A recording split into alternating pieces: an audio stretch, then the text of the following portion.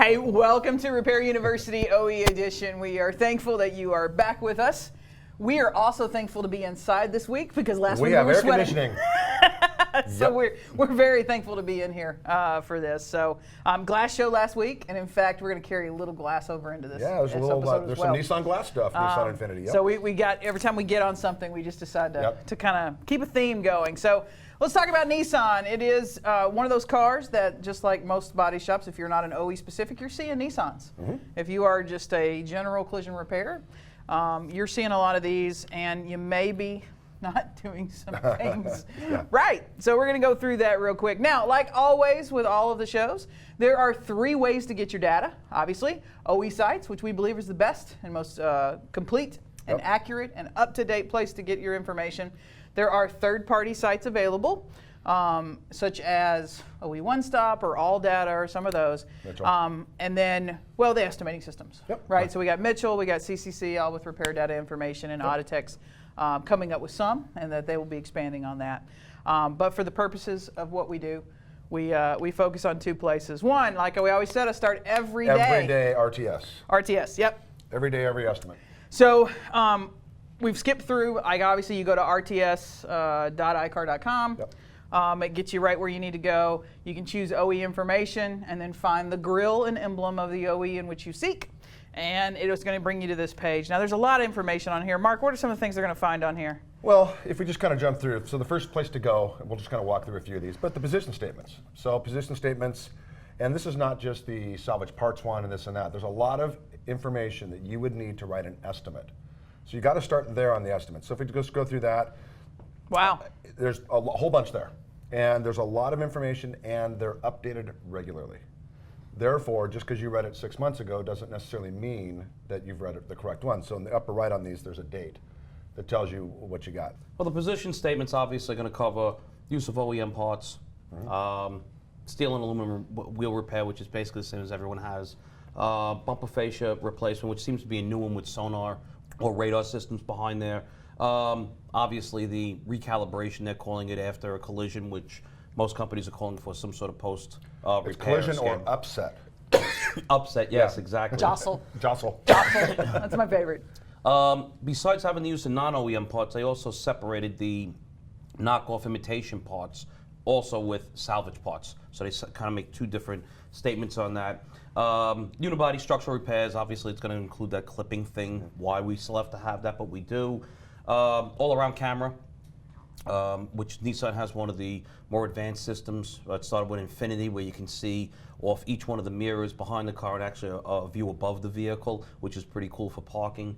And then the seatbelt considerations like we talked about with the GM show that time. That seems to be blown up all over the place. But what's really interesting is you picked out one, which was the glass repair and glass replacement, which was interesting. You replace the windshield on certain models, you have to replace the rear view mirror. And you're going to want to know that when you're writing the estimate. So if you haven't been to this to know what quote unquote rules they have or what their recommendations are, then you're going to miss that on the estimate. Now we got a windshield going in, we got a mirror on back order, cars, away we go. And we're going to talk later too. There's one particular model that has a sonar or a sensor that's in the windshield that has to be scraped off. So because you got to scrape it off on the windshield replacement, now you got to replace that sensor. If you just R&I'd the glass and it didn't break, you could put it back in again, but it would have to be re-aimed. Yeah. And then Nissan takes a pretty good position statement here on recalibrations and scanning. Absolutely. It's a mandatory. They put the word mandatory. Yeah, I love that. And it's in bold. Well, it's like bold type mandatory. We've said this before. Erica's been in here, and she has a piece of paper on the wall that says she knows what she's talking about because she's a lawyer. And we've been involved in lawsuit cases. You have, I have, he has. We've been in a couple times together. Recommendation from the manufacturer is a requirement, plain and simple, and that's what people have to realize, and don't let people play with words and stuff like that. We're getting caught up in having this discussion all the time, and I think we're looking for the OEs to make, we keep looking back at the OEs going, why don't you do something like this where you make it mandatory or must or whatever, and in a way, certain cases, that's not the OE's job. No, it's not. So your car comes in, and 2017 Maxima, it's going to wind up in most shops, or a Sentra, it doesn't really matter. And it either comes in with an insurance estimate, photo or otherwise, or not. And we're going to look at this to determine how we're going to fix the car. So in this case, on the left rear, it's got some scratches, probably needs some sanding, maybe a little bit of filler, nothing too crazy, standard repair. Right. What would most shops that you deal with or we've dealt with do with that bumper cover? There's two different versions. I think one would actually just repair the bumper Absolutely. cover, blend within the panel, knock down the time, make their DRP happy, and that's the end of it. Yep. Actually three. Some shops would then paint the bumper, charge full refinish, lose the color somewhere along the line, and that'd be the end of it. Then you have other shops that entire side of that car would come apart. They'd blend out the whole entire side for that particular vehicle, for the repair to this, and it would be a lot more pricey. And all three might be wrong. Yep. Exactly. So if we look at this, the first place we'd have to go, we want to go to the position statements. Right, and then the good part here is to remind everybody is that we totally and completely understand that in a lot of repair facilities and even in the insurance world, you're not going to have access to the OE data when you're writing an estimate. Right. And that is the great thing about RTS and how you... There's no excuse. It's $19.99. Times the 900 estimators Not I my had problem. assigned to me. Not my problem. I didn't wreck it. I didn't destroy it. I didn't build it. Right. You know what? You need a book on how to fix it. From the body shop's You can't perspective, put IKEA stuff together Yeah. without instructions. Totally get it. From an estimating standpoint, I understand that not everybody's going to get access for all their estimators. It's just the way of the world. Yep. Okay, so we start with the position statements on this, on the bumper, and that bumper, 99% of the shops, not having known what we're going to talk about here, Right. would have just fixed it. So they came out with the OEM only on the bumper covers, and that was about 1.5 years ago. And in there they said you have to use an OEM bumper cover because of the thickness of the material and the type of material, so that the blind spot can actually see. And there's different electronics in there. And then about 1 year ago, they actually came to the next level and said, and no repairs because of the material thickness.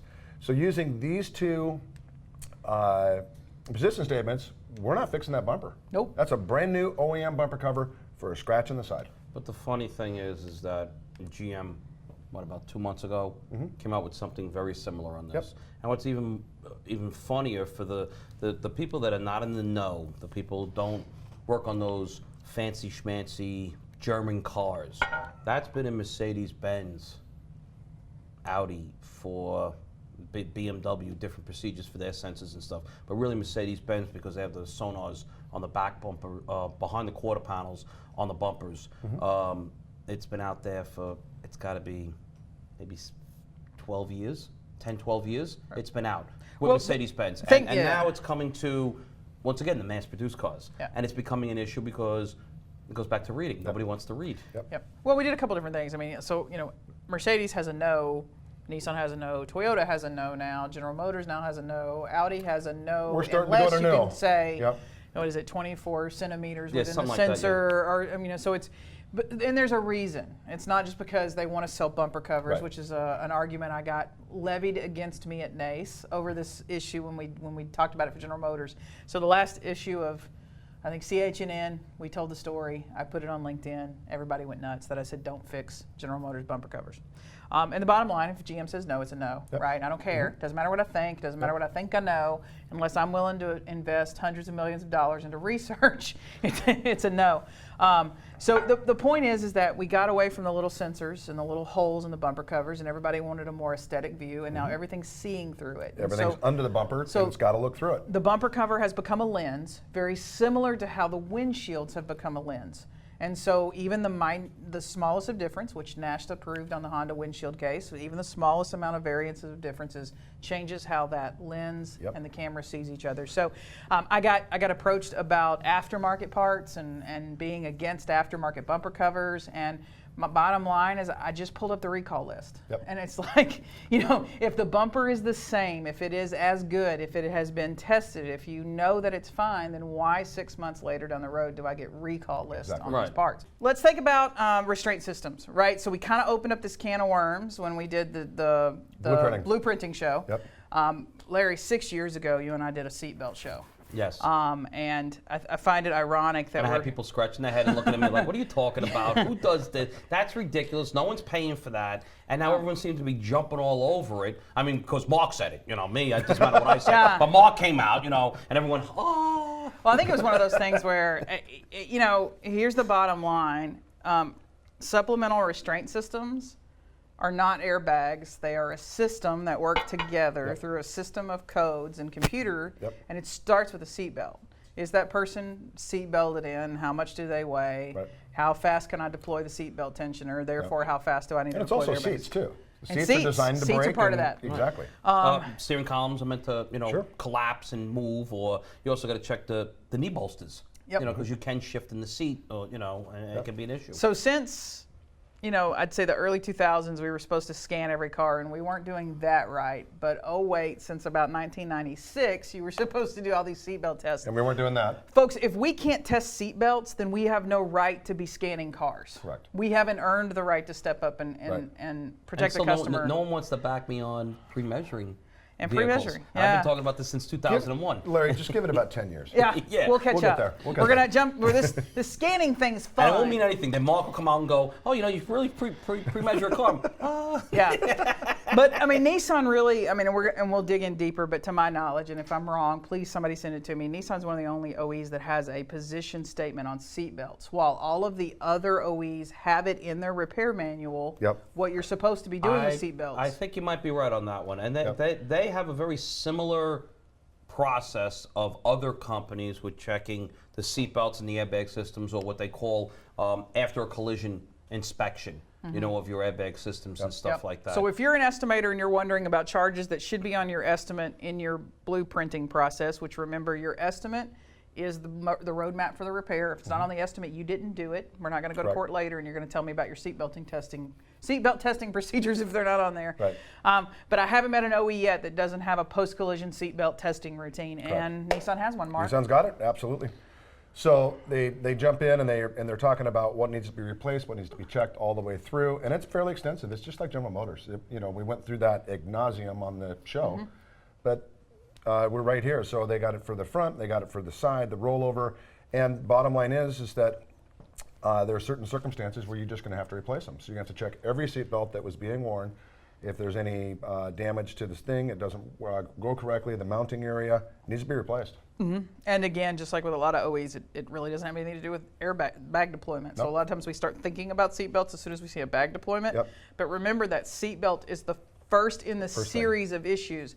So if the computer decides that just by tensioning the seatbelt, I can protect the occupant and don't need to deploy the airbag, they won't deploy. But it doesn't mean that I don't need to check that seatbelt or that seatbelt's locked up. And there's like also we not discovered. going to be anything on the dash. Nope, no lights. If we've got a twist in the belt, it's not going to show up on the dash saying there's a twist in the belt. Well, so it's a physical inspection. What we look for is we pull the back side of the seatbelt, and what you look for in accident reconstruction is witness marks, which is basically what you look for where the nylon material actually kind of got burnt a little bit or melted a little bit from the friction, and you want to look for those. If that has any type of markings like that, which is more important on the back side because as it goes through the D-ring than it is the front side, then you have to change that seatbelt. And these are some of the things you need to look at when you go over. And this is why it's so important, like when we talk in the estimating class that we do, about what happened, who was in the car, where was this. People just seem too concerned with get the car in and repair it.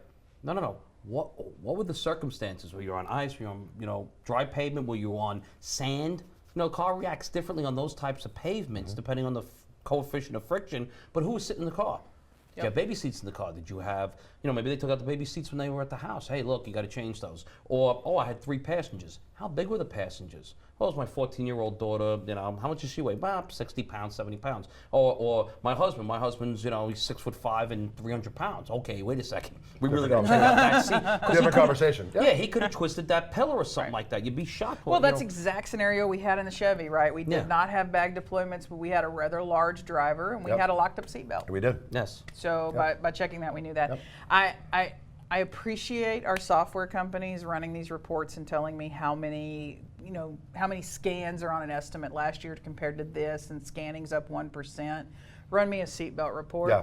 Any of the 3 of you, please run me one, because scanning, all that doesn't matter if we're not even checking the first thing. It's like a foundation of a house, right? If the foundation's not good, no matter what I put on that, is it going to last? And if my seatbelts aren't right. So I'd love to see those numbers. That'd be great. And I'd also say, don't tell me how good of a shop you are until that's on every one of your estimates. And, So, and it's funny because most of the manufacturers say the same thing as they say here. Yeah. Yep. Failure to do so, blah, blah, blah, everything before it, Yep. could result in personal injury in a subsequent collision event. And you know, that's something you got to realize, because if the seatbelt isn't operating properly, look, I've seen force limiters, which is probably people going to be scratching their heads. Force limiters can break. You could still pull out some of the seatbelt. So if you want to yank on the seatbelt and it starts moving, I ain't got to do that stupid thing Larry and Mark say. I'm not going to take out the whole seatbelt, waste all this time. Or test drive. Or test drive it, or do a static test. I pulled on it. It pulled out about 3-4 inches. It's working. Don't worry about it. It's a force limiter. It could actually be broken after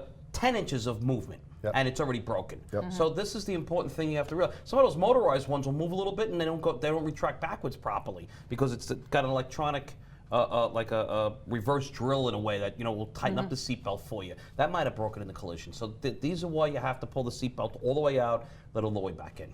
Yep. Exactly. So RTS isn't done with us. They got some more information. Oh, they're there's a gonna lot share with more. us. Yeah. Yeah. But So- wait, there's more. But wait, there's more. So Now. so whenever you disconnect a battery or you go through certain circumstances, and Nissan's very specific about it, but then we have to go into potentially doing some calibrations. So in the RTS, we click that, and then we put in our make and model of whatever car it might be. Okay. And it starts to pull up all the different things we would want to look at and all the different systems. So we're going to have to do some research. The research is, first of all, what's the car equipped with? And then what does Nissan say? And this is just, so RTS is just a really nice little cheat sheet. The people that say to us all the time, can we just get a cheat sheet on how we got to do certain things? Well, that's kind of RTS. It's not going to tell you everything, but it's a nice cheat to be able to know what to look for when you actually go to the OEM website, which we'll do in a little bit. Yeah, on most of the OEM websites, you'll get, when you decode the VIN, you'll get the build sheet data, you'll know what the car's equipped with. What's great about this, a couple different ways, I love that it'll tell you whether it's going to set an indication lamp or not, and that's a great thing to pull up and show maybe an adjuster that's in your shop, because it's on a trusted website, iCar, and their information's trusted, and you can flip that around and go, hey, this isn't me telling you this is right here. Yep. Right? This is right from the OE. It's been put into place. So, But I think they have like 12 on there, and I think only 3 set lights. 9 don't. Yeah. You know, and that's the problem. If the whole light isn't on the dash, then there's no reason to scan. No, no. if the bone's not sticking out, there's no reason to put a cast on it. No, Exactly. no. Let's rethink that one. So then we can go into glass, and we did our show on glass a couple of weeks ago. Yeah. And so in Nissan, we'd want to go to look at glass. We're doing different things, but whenever you remove a glass, you may have to do recalibrations of different cameras and sensors and replacements of different things. So there's a whole bunch of information in RTS about Nissan and Infinity glass requirements. Yeah, so there's a lot of things with glass now. There's non-reusable parts, there's replacements, there's calibrations, everything on a car now could potentially kill your occupant if you don't put it back in right. And glass and paint and all of those are kind of taking over. So Exactly. a lot of work on glass, which is why what we covered on the live show last week. I know it feels like it's been 2 weeks I since know, you've been here. it does. But what we covered on the show is that it's why it's so important to have glass in house now. There's so much liability around it that there are great subletters Glass out there. is There not are a great sublet guys, conversation anymore. But yeah, I want that It's in just house. not. I want to be able to control it, and I want to know what's happening each and every time. Exactly. So, Exactly. all right, so obviously I love Nissan and the iCar News portal. The way that the guys every day there's a new article on there. There's something you want to read, but we've got some great. So they're talking about corrosion protection guidelines. You can just scroll down. There's tons of information here on Nissans and what it is. And what we recommend, obviously, is you got to be training yourself. So if you're going to be looking through different manufacturers and different things, and Nissan's coming in next week, you got a few extra minutes, go here. And just look to see what you might be facing when the car comes in. Yeah, I'm not going to write a perfect estimate without the OE information on the OE website, but this gets me really darn close. Well, it does tell you what you didn't know Right. to actually get into the systems and look for. Oh, but what if I want to get certified? Well, you want to get certified, there's actually a link, and you just click the link. Yeah, so Nissan does have a certification program. It is Absolutely. opened up to shops outside of the dealer network. Absolutely. You can become a Nissan certified collision repair shop. That's administered through Assured Performance. So Liz and Aaron and those guys, if you want to learn more about their program, you can definitely And it's right there. If you go into the RTS, you click there, and there's if you actually scroll down on this screen right here, it would say register now. Yeah. That's right there. And you're right. You're on your way. Okay, to now all that certification. being said, and then the lower right-hand corner of this, so navigating all the different OE websites is difficult because they're all different. There's no standard format. So in the lower right of the RTS, just click that. It'll tell you how to actually get in there and get into the information. So, Yep. so now we can finally go to the Let's go to website. the OE website. Wait, there's problems. we got, well, not problems, just opportunities to download some things. You optimist. You. So depending on what your browser is, what are you using? Are you using Edge? Because if you use an Edge, it won't work. If you're using Chrome, it won't work. If you don't have the latest version of Adobe downloaded, you're going to pay your money and go in there and say, man, there's nothing in here, because it won't work. So on the very top there, it tells you exactly what your formats are. And I learned this the hard way. I went in there, I went, it doesn't matter, my computer's up to date. It wasn't. I didn't have the right stuff, so I jumped into Internet Explorer, and away I went. Okay, so now that we got all that done, in the lower left is the registration. So you got to register, either you sign in or you click to register and just register yourself. So once you've done that, and that's free, now we have to look at what are our subscriptions. So we want to go in, we want to get into the information. So what we do is we click there, and we see that depending on what level, we can actually, for $19.99 all the way up to buying a full year, whatever we're going to have there. Yeah, and for a full year here, that's not bad. $760. Pretty affordable. Pretty affordable, yeah. Not bad at all. To have the entire year, unlimited access for all the information you And need. it's Nissan and Infinity.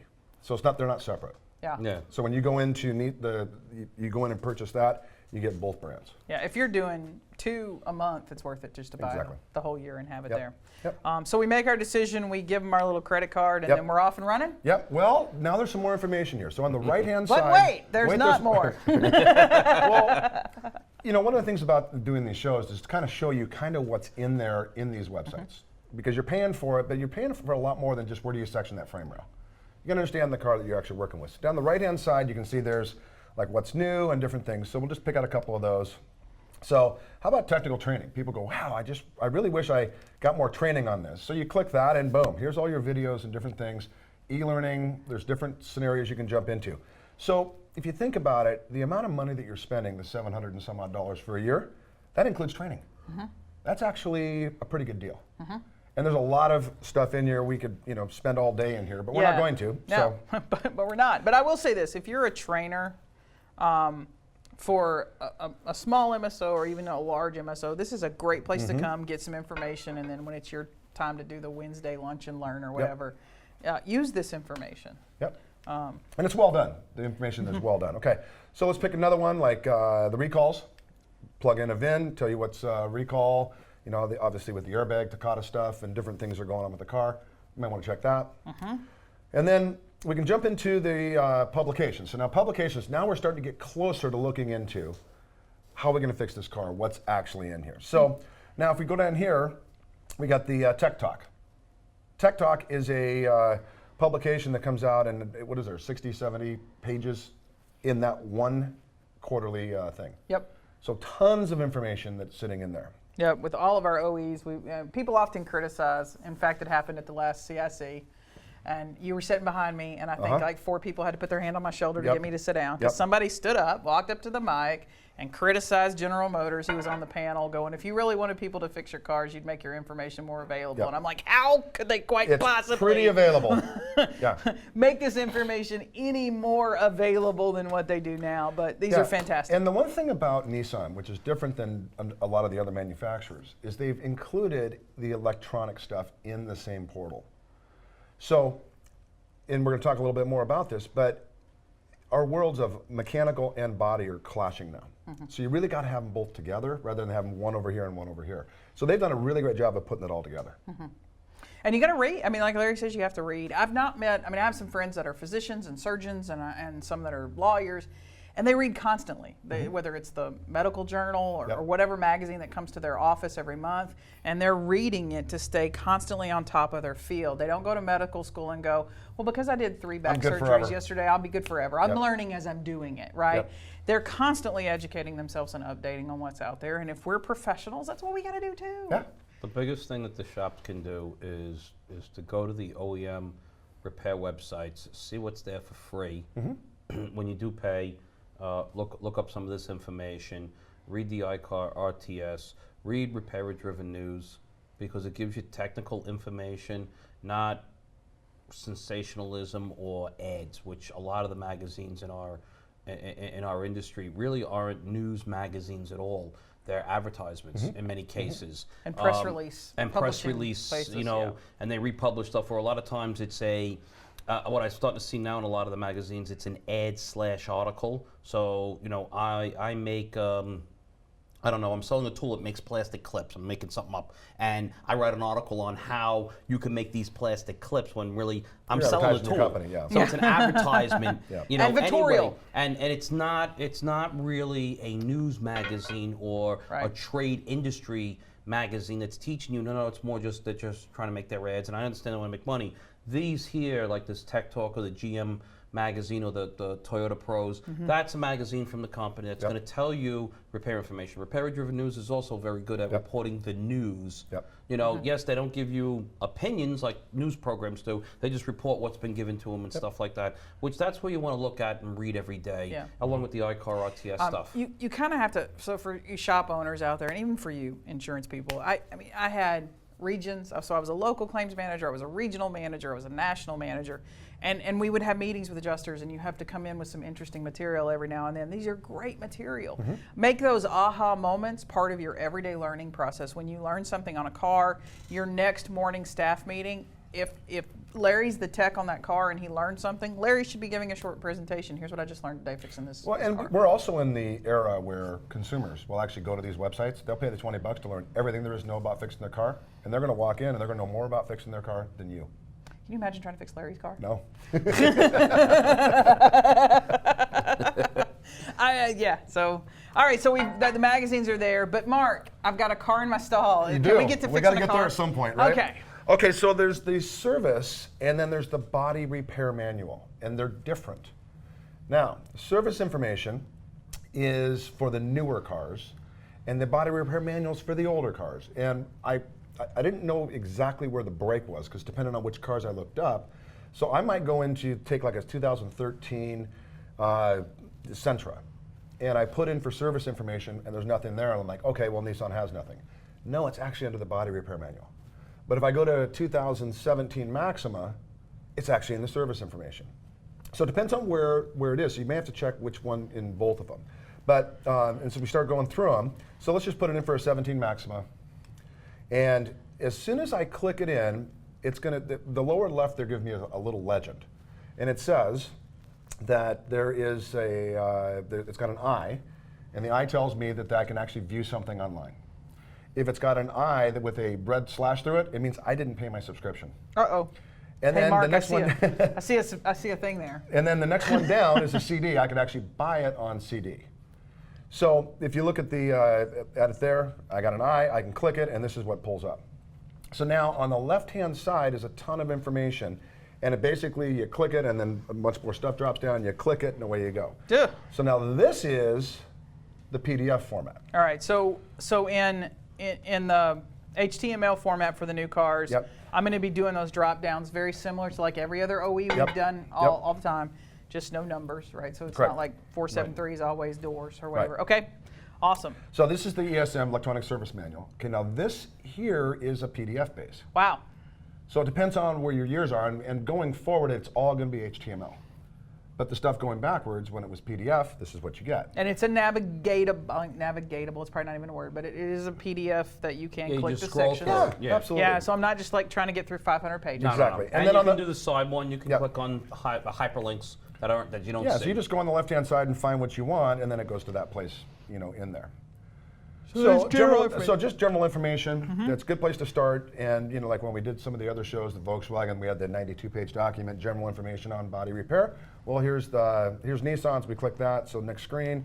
Bam. And there's a whole bunch of general information on how to repair a Nissan. I always tell people that the general information portion of any OE is kind of like my bank deposit slip, because this is where I learn all of my charges. Yep. Typically. I mean, there's always $500-600 worth of stuff right here in just this little Absolutely. document right here. Well, what's So- funny is how to use this manual, and it says read all information prior to repairing the vehicle. They actually tell you have to read. Yeah. Yeah. You know, they don't give you hieroglyphics Are or you going to pictures. start a class and teach people how to read? Oh yeah, right. Yeah, picture me. I speak Brooklynese and profanity, and I'm going to teach people how to read English. Right? Exactly. That's going to work out real well. I would love to see you teach a citizenship class. So again, back to the general information. There's tons of information in here, and you got to read it. So then, when we're jumping into different vehicles, this is where they start to get really specific on exactly what you got to fix, where you got to weld it, what you can section, what you can't section. Batteries. So it used to be forever, back in the old iCar days, we'd disconnect the battery, the negative, wait 2 minutes, and we're good to go. Yeah. Except on Nissan, that's not the case. Nope. Depends on the type of engine you have in the vehicle. Yeah. So you got to look up the engine code. Yep. So some of them can be 2 minutes or 60 seconds, but some can be 20 minutes. So it kind of depends on which car you have. To let all of the systems, I guess, Discharge. discharge. Down It's the safe to capacitors and stuff. really work on the vehicle. Yeah. So if I'm a shop that's used to just pulling that cable and going to town, I may be damaging systems. You could. You Absolutely. could fry something. You could short something out. Airbags you blow could up cause and an all that issue. kind of stuff. Yep. Yeah, they only blow up on you once. Yep. You never have that mistake. Only once. Yeah, it's kind of like that Daffy Duck trick. You remember he used to drink the nitroglycerin, blow himself up? Yep. I can only do this trick once. Yeah. Great trick, but I'm going to do it once. But then there's also a lot of other information that's going to come from that. So once I disconnect the battery, just like anything, I've now got to go find the diagnostic information. Absolutely. Because once the reason, and I think this is the one thing that shops need to get better at explaining. The reason I'm waiting for that battery to go through this cycle is so that it's not touching XYZ systems anymore. Mm-hmm. Okay, yeah, I get that. Okay, now XYZ systems will all need to be Now reset they're because zero. I have unset them. Yes. Well, this is why before you disconnect the battery, you should, one, find out if there's a radio lock or radio code that has to be done for the vehicle, which the customer's probably not going to know, and you could probably find this out from the original producing dealer. If not, sometimes you got to pull out the radio and get a code off the back of the radio, or sometimes you can press some buttons on the radio. It tells you in the repair information how to get the code out of the radio that will flash. Get the unlock code, number one. Number two would be write down all the radio presets, because most of the time the customer doesn't know how to do it because they have to look it up again. So write down the radio presets, Bluetooth, my phone. and redo it again, and then you're gonna have to do the Bluetooth phone and the hands-free and all this other stuff. Keep that in mind, and remember, you're not gonna do this each time you reconnect the battery, because you're probably gonna disconnect and reconnect the battery numerous times throughout the repair process, unless you wanna push every car around the shop.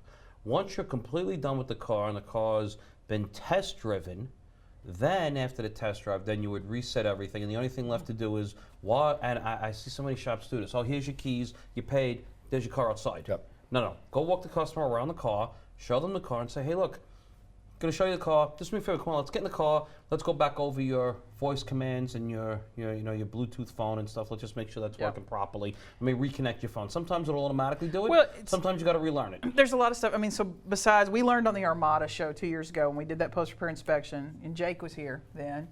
Just by disconnecting the battery, there were about 20 things I had to do to the car. I had to send the car out for alignment.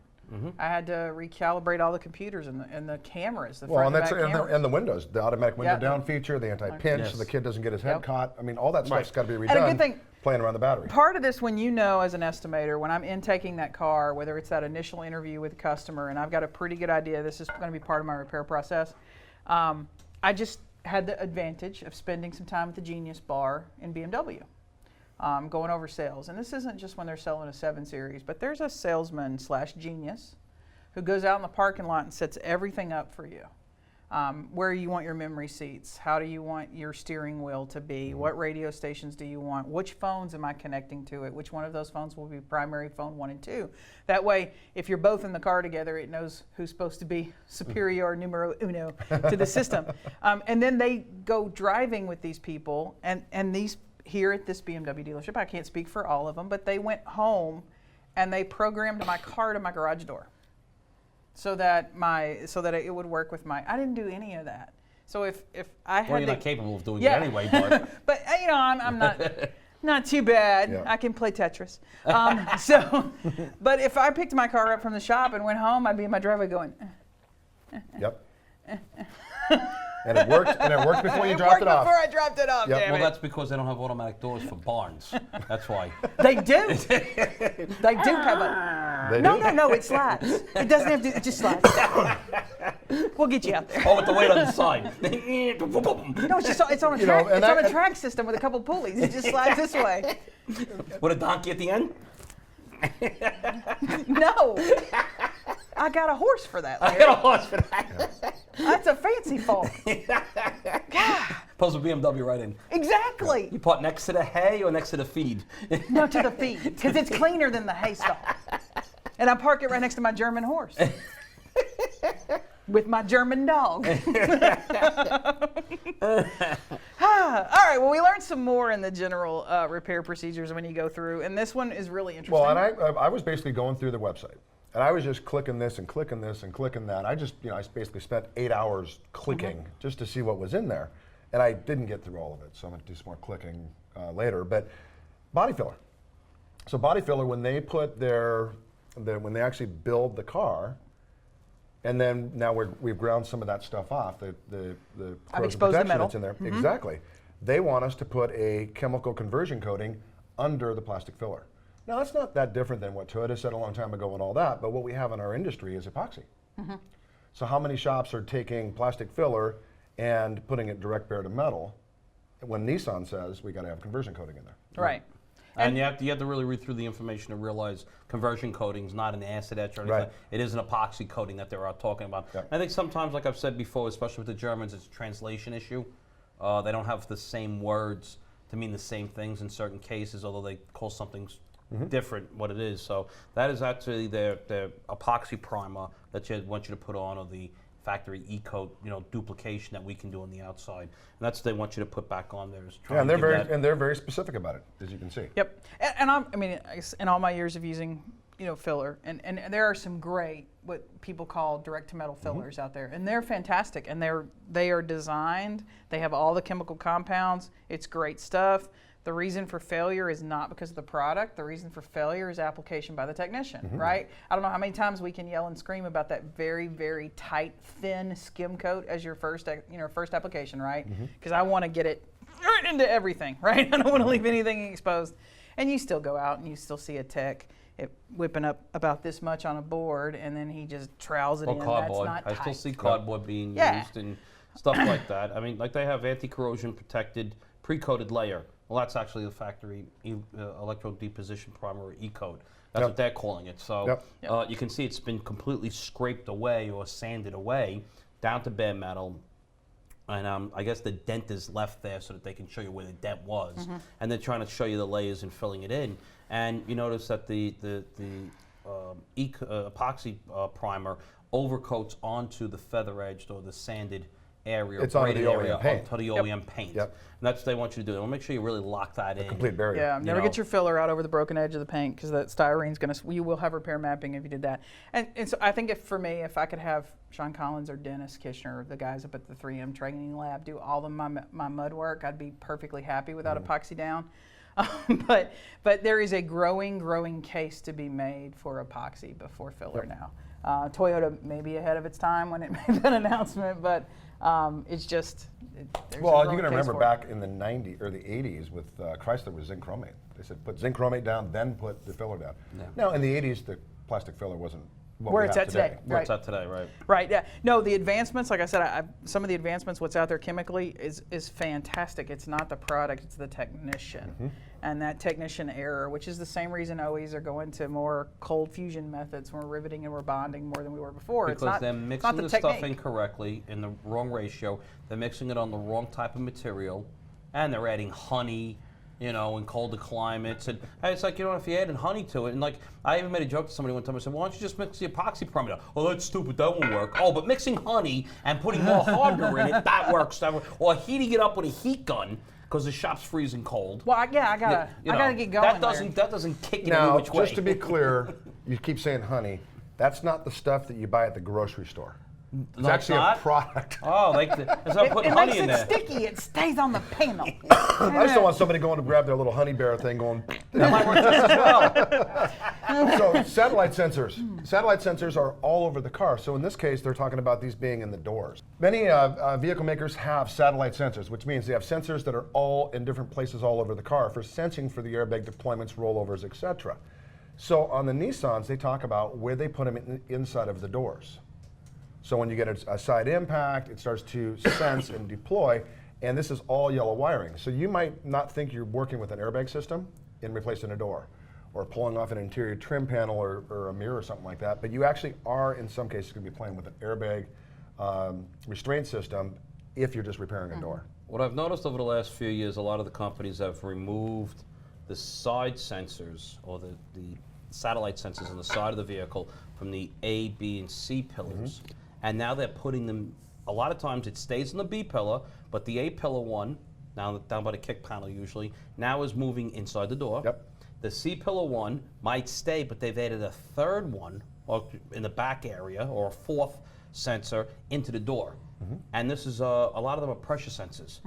And this is the, it's imperative to realize when you do read about these pressure sensors, if the car's equipped with it, if you have a dent in the door, a nice sized dent in the door, that car's not safe to drive, because now you've lessened the amount of air or area that the panel can move, and the sensor's going to read differently now. Yeah. So actually, if I were to kick the center of a door, miss the door intrusion being put a big, huge inward deformity into the door, and that door car's probably not safe to drive, even though it's a big huge dent. Right. A big soft dent. Can a type of dent in the door make a car non-drivable? Yes. Yep. Can a scratch on a bumper now make a car non-drivable? Absolutely. Yes, absolutely. Yep. I mean, it's just basic science. For this particular situation, if that car is equipped with that, that door may now be not repairable. Right.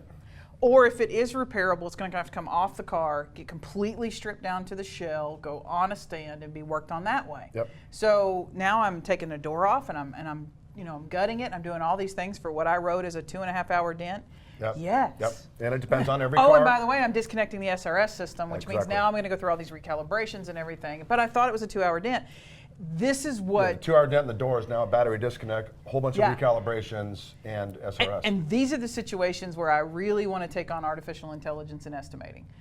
Because the way that the cars are changing, are they building a system smart enough to search for this? Now, they tell me they are. They tell me that they're incorporating the OE repair standards and the procedures and the manuals, and that the computer's going to do all this. And boy, I really want to see it. Because this is one that I think is going to show up at my shop with a 2-hour estimate, paint the door, blend within. The customer's holding a $400 check, and I'm about to come back with a $5,000 estimate on this Exactly. car. The big issue is that we at one time had satellite sensors everywhere.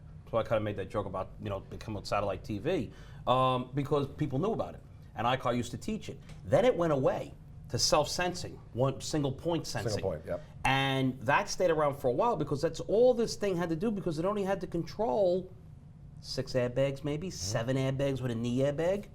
Now you have 16 to 20 different type airbags, seatbelt systems, whatever the case may be. Now they had to go back to all these satellite sensors that are around the car. And this is why you don't realize, they say now, a lot of the companies in the area of crash or collision, you have to change that sensor. They're actually fairly cheap, they're like 20 to $40, but they want you to change them, because they don't know what the operation is going to be with them. This is where this becomes so imperative when you're working on these vehicles, to read this information about these electronics, because no one likes electronics. Nope. And the problem with the AI stuff is they're not going to have somebody like us sitting there the entire time where they're writing code, because you got to be a code writer to write the programs. We can't do that. We're not intelligent enough for that. But it would be, I mean, if that builds in the system, if what they're saying is going to happen happens, and it prevents that 2-hour estimate and all that, it's going to take some work. anxiety with the customer of, I thought it was 400 and now I'm hearing you're telling me it's 5,000. Which one of you two is lying to me? Right. And if we can alleviate all that, it's fantastic. Yep. But bottom line, even something that looks as simple as a hail dent in a door may not be a hail dent in a door. Right. And you dang sure don't want to go pushing around in a door with one of these satellite sensors with a PDR tool and a glass wedge. Exactly. So now we're back to where we were with Toyota, when Toyota was saying, do not put glass wedges on our doors for PDR because of this type of technology. So even hail claims are never, ever going to be the same again. No. So. You really have to read and understand why, the science behind why. I know some guys take iCar classes or other classes and go, why is all this stuff in here? I don't care how they made it, why they made it this way, or just tell me how to fix it. And you know what? Sometimes you need to know the science behind how it's made, why it's made, and why it is made in this fashion, so that you can fully understand or grasp how we have to repair it differently. And that's the real big important thing. We got to know the whys. Keep going, Mark. Well, so depending on where you are in the vehicle, there's different ways they're welding, and there's also different places for seam sealers and corrosion protections and all that. So, you could spend a week in this website, just going through different things. In this case, they're talking about at the manufacturing level, they use tons of laser welds. Laser welds. My laser. Now, Larry, do you have a laser welder? No, I didn't buy one yet. I want to buy one. Okay. I'm saving up. Air conditioning first. Air conditioning first. Yes, but I I know heard in there's a Texas, manufacturing plant in going in Texas we Texas, can yeah. get a laser welder. I heard about that, yeah. I got to look that up on Amazon. I'm Amazon Prime. Does that mean I get that? Yes, delivered for free. So when you see a laser weld, we can't laser weld because we don't have laser welders. We're going to put in mag welds back in and no glue, and they're very specific about this. Right, everything you need to know, which then tells me, as I'm writing my estimate, what additional charges I may need, what additional materials may be required to complete that repair process. All of this isn't just for the technician. This is, some people call it blueprinting. Larry and I like to call it green printing. And we're working on trying to trademark that. to us, it's green printing. I am printing money every time I blueprint a car. Okay, that's good. The federal marshals be at my house when I get home. There we go. You need to check your money. What do you mean? You're green printing. Thanks, Kristen. Yeah, we kind of covered that in your Facebook page yesterday. Okay, all right. And then what's great is Nissan, they are very specific. Yeah. Here's your part, here's your area, here's 12 welds. They got a symbol, they got a whole symbol chart that tells you, is it 2 pieces of metal, is it 4, is, whatever's there. Very, very, very specific. And all we got to do is follow exactly what they say to do. Hey, and fix the car. Larry. Yes. That looks like a Maxima rear body panel. Is that Yes, what I'm it looking is. at? Does that That's look like an very Ohio lawsuit? Yes, that's very similar to when Mike Anderson and myself worked on with a very good attorney in Ohio. That started as just a DV case and turned out to be a $100,000 lawsuit loss for the guy who used to own the shop and sold the shop prior to, just after this car got fixed, he wound up selling the shop. He got a deal to get out, and he got sued personally for it. Yeah. Corporation didn't help him. C Corp, anything like that. S Corp didn't help him. He got sued personally. Yep. So a rear body panel on a Nissan Maxima cost him a little over $100,000 plus attorney's fees. I mean, the judgment's $100,000. And it went through a second circuit appeals court, and that also failed and got tossed out. And there was a very good decision. Repair Driven News actually covered it. It's important to realize that with a lot of and I saw this with Toyota lately, where Toyota actually has some weld bonding process, and people are getting confused between mag welding and bonding, and it's like you can't do it, and then everyone's coming up with the Ford procedure of putting tape and trying to weld around it, mag weld around. It's like, oh, hang on a second, guys. Read the manual. And they're telling you where you can't reach, you would have to mag weld. And where you can reach, use resistance welds in place of mag welds, mag plug welds. And a lot of times they're just not changing the manual, and you really need to read their new welding statement or the welding description and parameters to really see what's going on with this. And funny enough, because the advance of welders, you're not adding more welds. Usually you have the same number in a different location or next to the original location, but So the since same I've been spacing. doing this for 30 years and putting extra welds and I've never had a problem, No, you got to change it's it. a $100,000 deal. Yeah, it can be a big issue. Yep. That's 42 the million. biggest issue Yep, there. it can be 100,000 or 42 million. Yep. Those are one of the things. But another situation where it seemed like a very simple repair. Yep. It started as a DV. This customer didn't come in looking for a post-repair inspection. They came in looking for DV, and someone raised the flag and went, "We have a bigger problem," and a state with treble damages. So if you are a shop, you should probably find out if you're in a state with treble damages. That's probably one of the first things you need to know about where you operate. So real quick, we don't talk a lot about hybrids, but we know they're going to pick up. More and more are going into production. Chrysler now has the hybrid minivan, the first minivan on the market that is hybrid. So more and more. And what does Nissan say about their hybrid vehicles? Well, basically they're saying, in the Nissan Leaf, they're saying if you're going to put it in your paint booth, so you want to check to see what your temperature in your booth is, because if you're at 140 degrees or more, you got to pull that battery out of the car before you put that in your paint booth. Yep. And the one thing I like about this, I always get it when you post this, whether it's on one of the painting sites or whatever, there is always some person somewhere that is going to come up, but in Arizona, we get it. We totally get that it's really hot in Arizona today. But it doesn't get to 140 degrees temperature. You might get a reflective heat.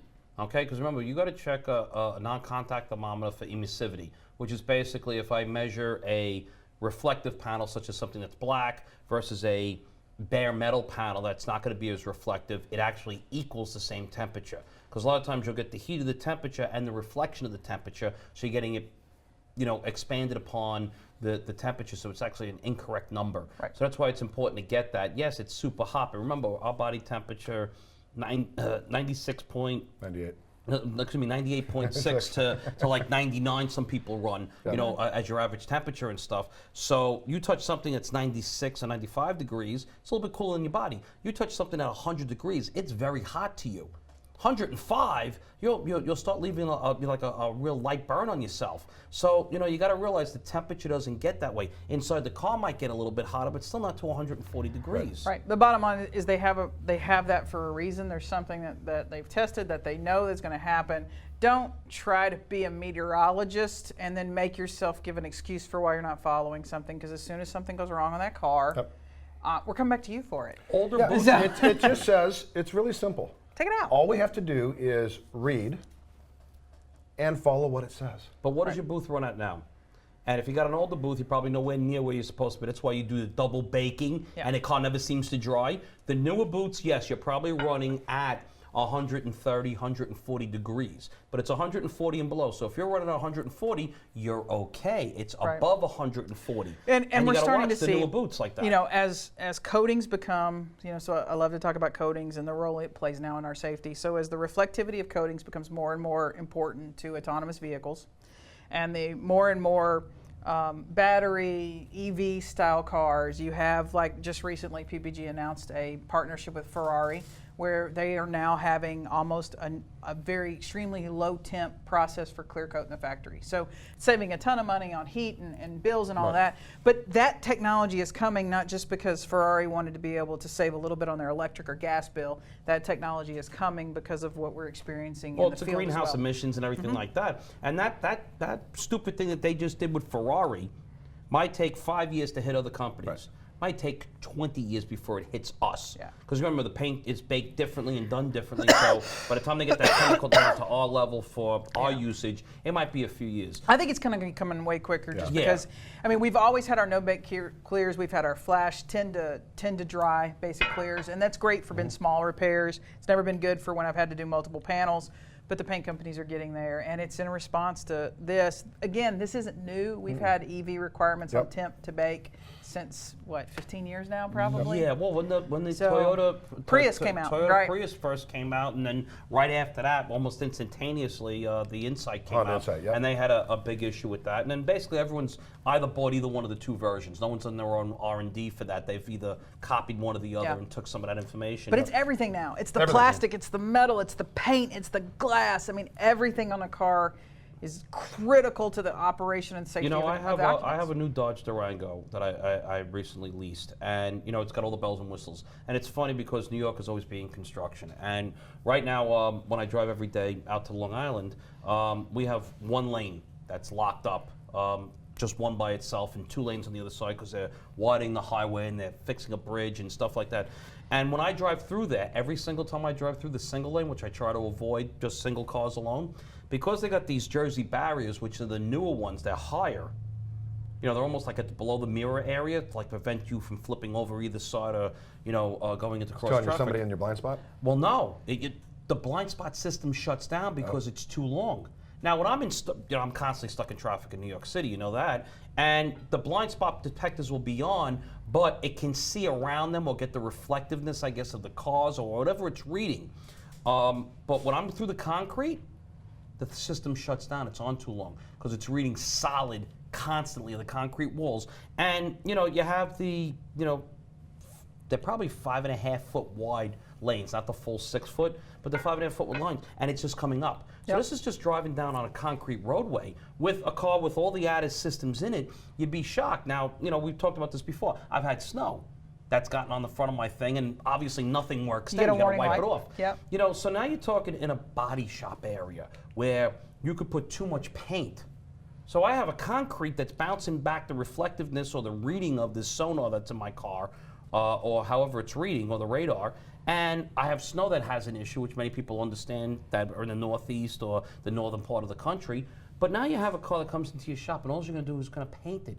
I'm waiting for wax to become an issue. You know what I mean? I'm really Oh, when waiting we for already, wax. we've discussed that. We've discussed paint protection film and the role that we're now having to kind of get it out of dealerships because our dealerships love to upsell paint protection film. Or We have a ton of Audis and Benzes that get put ceramic coatings. And Yeah. you can't even see it. Right. I mean, you really got to walk up and look at it really, really close and feel the edge, and you can actually feel. It's amazing how clean they get this stuff on. The problem is with that film, is that going to affect front bumpers? Yep. Haven't seen it yet on a lot of Benz and Audi, but I'm waiting for that to actually affect something. Yep. No, it is a topic of discussion with the dealerships we work with, and going through that. And The seeing other how thing, it's like gonna in go. California, they got the, if you got an electric vehicle or a hybrid, they'll give you a sticker so that you can be single passenger into the Oh, in the HOV lanes. lane, yeah. And you put the sticker on the left lower rear side of the car or the right rear, wherever it is, which actually is going to block your sonar. That's a lot of information, guys, Well, for a Nissan. and again, you could spend days in that website. There is so much in there, so much great information, training. Hats off to Nissan and Infinity for just really putting out an amazing website that you can really learn how to fix the cars Yeah, correctly. and it's critical. It's not only just for the technician that's turning the wrenches on the car, but like we teach Well, you in get our your estimate. mechanical information into it. People don't realize, and once again, I think eventually the body area of these books, not books and magazines, but the website will eventually give you hyperlinks to the mechanical issues. They'll start to realize we need to understand what an R&I means and then what we have to do to this thing, or read this section and have a hyperlink.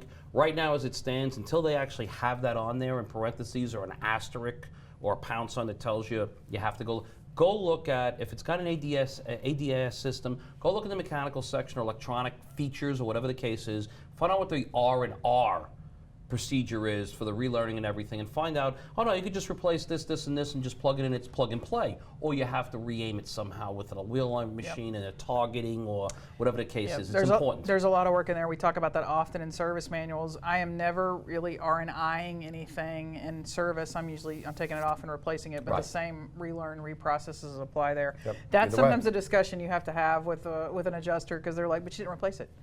I understand that, sweetie. Exactly. But, Same process. but here's where we're at Did you with just this. call him sweetie? I call him sweetie. You're in the South. I get it, hon, You can't do that, sweetie, but I you can't, can. yeah. buddy. Just like when they say, bless your heart. Yeah, well, Yeah. in Brooklyn, y'all say something else. We have a translation manual for that. So, but there is lots in there that you need to know. There's lots for completing the estimate. There's lots for doing the repair, and that's ensuring that you get paid properly for the repair that you're doing. We can't keep doing stuff for free and stay open. Right. So there's lots of things to do there. So, guys, we'll see you next month for OE Repair University. If you missed last week's glass episode, I'm going to recommend you go back and watch that Yep. one because there was a lot of good stuff in that one. Yep. We'll see you next month. Bye. Bye. Right.